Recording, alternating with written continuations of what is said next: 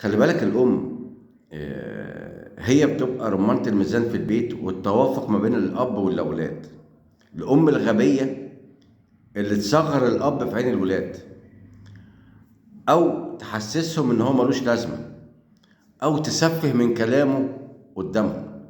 لكن الأم الصح اللي هي بتبقى رمانة الميزان، اللي بتوفق ما بين الاتنين. أبوك خايف على مصلحتك، ابنك نفسه في الحاجة الفلانية، لو قدرت توفقها له تبقى هي عاملة زي مدير الكورة كده اللي في الملاعب، اللي بيربط ما بين ده وده. فما ينفعش نحتفل بيها في يوم واحد في السنة. الأم شوية عليها إنك تحتفل بيها بيوم واحد في السنة، وبقية السنة أنت سايبها وما بتسألش عليها. الأم مش هتفرح لما تجيلها بهدية كبيرة أو صغيرة يوم عيد الأم، وبقية السنة هي قاعدة حاطة إيديها على خدها محدش بيسأل عليها.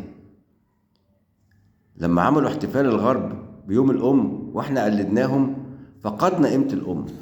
بقينا بنفتكرها يوم واحد في السنة بس، أنام وتسهري وتقومي تشقري، وبقية السنة كلها الأم منسية.